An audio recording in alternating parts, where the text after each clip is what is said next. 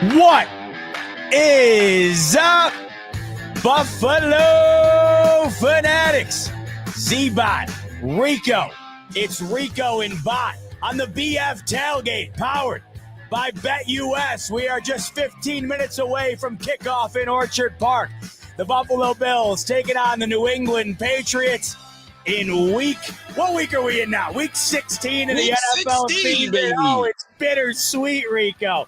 We were just talking off air. We're trying to get hyped. It's tough when you go from playing the Chiefs, the Niners, the Lions, the Rams. Right now you got the Patriots. We got to channel that energy, because if the Bills don't channel that energy, could be one of those games that slip by, and we don't want that today, Rico. We want domination. How you feeling? We want domination. We want dubs. We just got to keep stacking them dubs. Now, the real question is,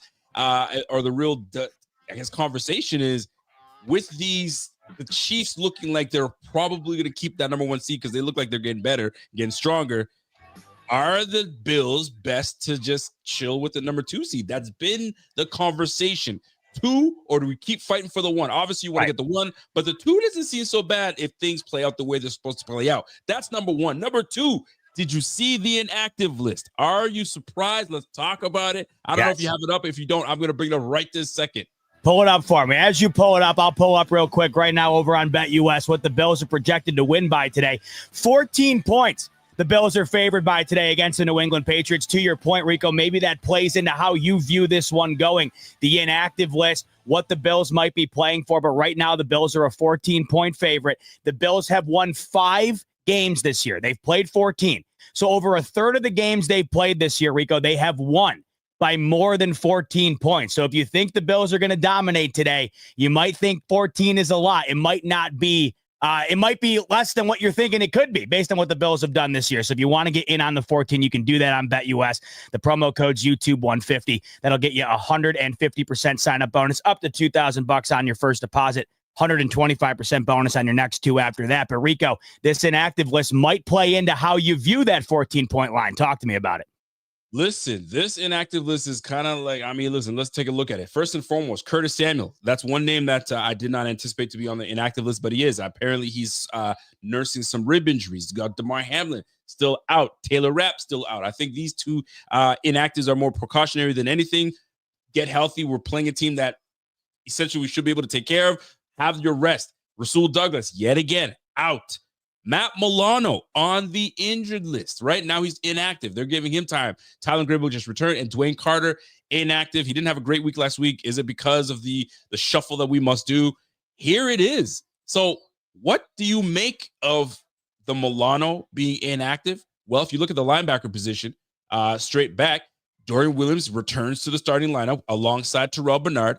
You got Buffalo Joe, and you got the long-time Eddie Ulufusho. He's been on the inactive list all year long. He gets himself activation along with Balen Spector.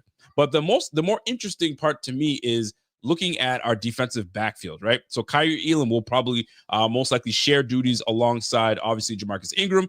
Christian Bedford will hold it down on one side. But we're yet again going into this game 3-man short. Is this something to be concerned about? When you see 3 starters out, you got your linebacker that's out, a lot of inactive guys on the defense. Does it make you worry? Does it play into how bettors should look at this and be like, I had the Bills kind of over? What are your thoughts? Talk to me, Bot. You're the guy with the man with a plan when it comes to the BetUS. What's up? Well, I'm not all that concerned, Rico. Last week we were without Rapp, right? Without Douglas. The Bills were able to take care of business against a team that is 10 times better than that of the New England Patriots they're playing today. You saw the Lions back to form today against the Chicago Bears. And if you're going to equate a New England Patriots team to any team in this league, the Bears might be a team you would compare them to outside of, if you're going to factor in what the New England Patriots are compared to the rest of the league, they're closer to the Bears of the world than the Lions of the world. And the Bills were able to get it done last week with injuries on the defensive side of things against those Lions. I don't think that the Patriots are due for a magical offensive performance today because of the inactives that you see on defense. And I think that was probably what was factored in if you're Sean McDermott looking at who you're rolling with today. Would you much rather have a healthy Milano 3 weeks from now than risking him going out there and getting further hurt against the New England Patriots team that you're a 2-touchdown favorite against? I think that that's an easy call. Same with Rapp, same with Douglas. So I think, Rico, if this game was against Kansas City for the 1 seed today, do we probably see a little bit of a shortened inactive list? I would imagine so. Now, you don't want to overlook New England, but you also mentioned it earlier, Rico. That 2 seed is becoming more and more inevitable here. I think that they're starting to realize that, and because of it, you're more likely to make that inactive list a little bit longer in pursuit of having more health in the playoffs. Is that how you see it, or are you a bit concerned about what you see? Absolutely how I see it. It's a matter of, okay, we control what we can control. And right now, we got to control the New England Patriots, get them off the list, get a dub against the New England Patriots, and move on. Next step. You can't worry about what other teams are doing right now. At this point, you've controlled your own destiny by winning the division. You now control your own destiny by maintaining the number 2 seed and continuing to win these games. These inactives, it's like you said, keep these guys healthy and just keep it rolling. We want these guys at their optimal, abilities when it comes time to hit your first round of the playoffs, whoever we decide to face. But more specifically, I got to look at this. If you're looking at the defensive tackle position, you're seeing that they're playing a little bit of musical chairs with Ed Oliver, Daquan Jones, obviously your 2 guys, Jordan Phillips getting back in there, Austin Johnson with Quentin Jefferson, sitting Dwayne Carter. So what this Patriots team is going to do to us? Nothing. It's just about us doing what we need to do. Did you see the news? Josh Allen had a broken hand this whole time, all along, like we didn't know, like Bills fans didn't. But I hope, you want to know who I hope knows, is those Ravens fans that I can't stop seeing on my feed. Why don't you go ahead and take a look at what 17's been doing with a broken hand all year? My God, Rico, I can't take it anymore. The MVP discourse, please just end it already. It's all I'm seeing. When you factor in what Allen's done with a broken hand, Rico, come on, give my man his hardware already. You know what, though?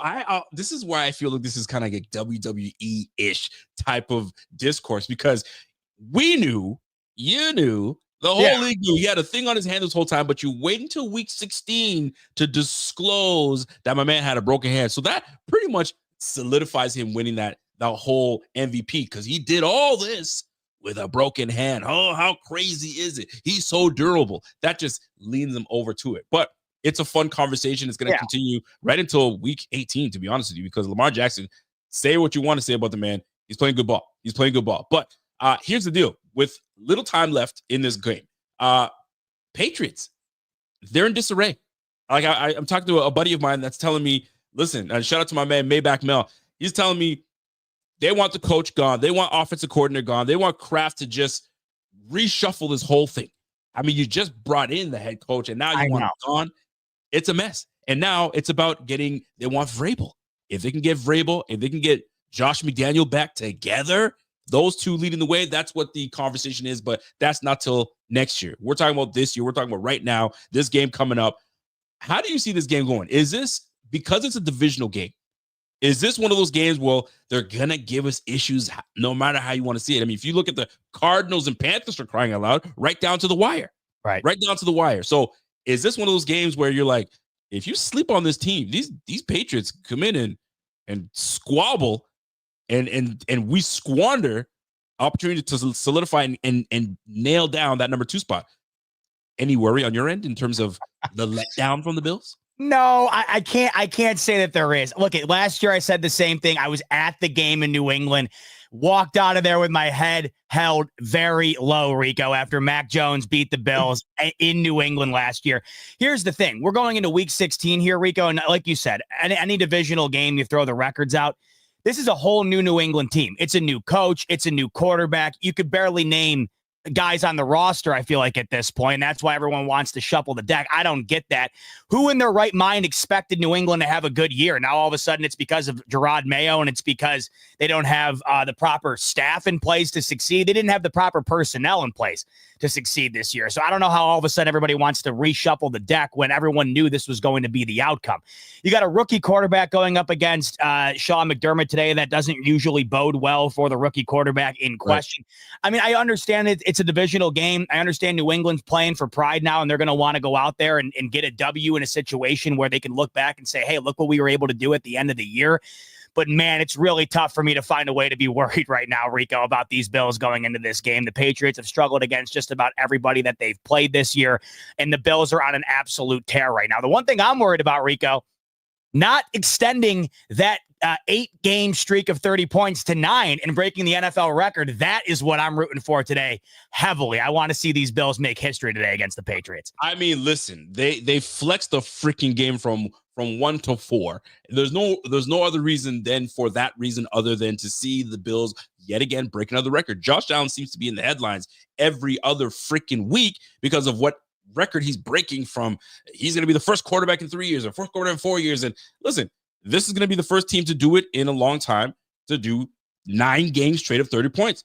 I'm sure the PR team is very aware of what's going down. They're going to start fast. They're going to start strong. I think they're going for the record. And you don't flex a team at 4 o'clock unless you get a call from Goodell saying, hey, man, we flexing you to 4 o'clock. We need that 30-point game. We need to, spruce things up for the league. So get me my 30 piece.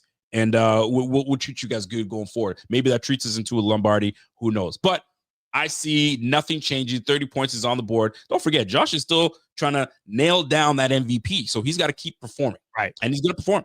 He's going to perform. So that being said, talking about performances, who performs today on the defensive side? You got Rasul Douglas gone. You got both safeties out.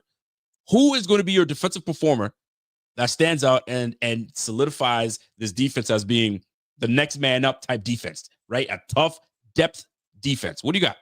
Give me another Ed Oliver today, Rico. Heard the noise going into last week. He came out hot, right? It was looking good. He felt like a guy that was being doubted after the game against the Rams. He was able to get after Jared Goff a decent amount last week. And today, I think you got it set up right for him, right? A rookie quarterback back there setting up. Ed Oliver should be in position today to have success. Mind you, this New England Patriots offensive line, Rico, is one of the worst. Holy shit. Yeah. The Eagles just lost to Washington. Isn't that crazy? Oh my God, the commies, man. What a dub. What a dub. Listen, I was sure it was over. I'm sorry, I didn't want to cut you off, brother. I just saw the news just happen right in front of me. 36-33 with 6 seconds. You got to be kidding me. You got to be kidding me. Listen, love the NFL. That is a huge win for the Commanders. The Eagles hadn't lost since what? Early October? It's been a while. So, despite a Saquon Barkley $150 day, the loss of Jalen Hurts might have been the difference in this one. I think the Eagles forced 4 turnovers, though, and still lost. That's crazy. You know what's been pissing me off more than anything is how the Rams have done nothing prior to the Bills game and nothing after the Bills game. They saved their whole wad for Buffalo. They scored 19 against the Jets today. Pissing me off. When your back is against the wall and you need this win to keep alive, and it helped them because I think what they're trying to get their 3rd win streak. Did they win today's game? I'm sure they did. Well, they beat the Jets, yeah.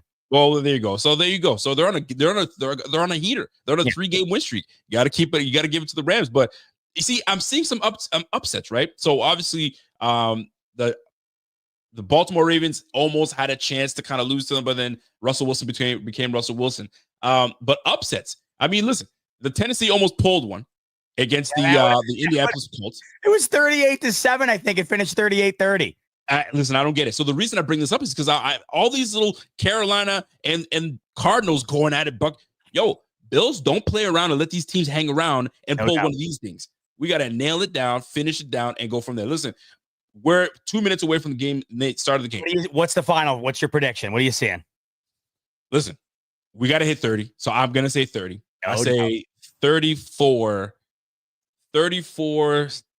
21. Oh, 21 Bills. Listen, we'll give them 21. Why? Because they're going to be clawing and doing everything they can to get back into the winnings. So I'm being gracious by saying 21. 34-21 Bills. So that would mean that you got the Patriots slightly covering on that 14, which is interesting. You got them staying within it. It's 14, so you got them losing by 13. So that's interesting. Give me the Bills 33-14. I think that it's going to be a boring one today, but I want the Bills to get over 30. I want them to win dominantly, and I want them to stay healthy. That's what I'm looking for. So hopefully that's what we get. Kickoff is in 1 minute. I know we were short in the beginning, but we will be nice and long with you afterwards. Hopefully we got a lot of great stuff to talk about on your way out the door. Like button if you could. subscribe button if you could. BetUS, the promo code's YouTube150 if you want to get in on that 14-point spread. That'll get you a 150% sign-up bonus up to $2,000 on your first deposit, 125% bonus on your next two after that. I got a feeling Pierre could be drinking himself into oblivion this game. So tune in with him during the game to make sure that you're popping him back with him, because hopefully the Bills are scoring in abundance. Rico, anything else? Listen, nothing else. All I got to say, 2 words. Go Bills, get the dub. That's all it is, man. That's all it is. Get the dub, baby. We will be with you afterwards. I can't wait. Can't wait. We'll see you guys. Go Bills. I'll see you afterwards. Yes, Everybody sir. else, I'll see you afterwards. Much love. Get it done. Go Okay. Bills.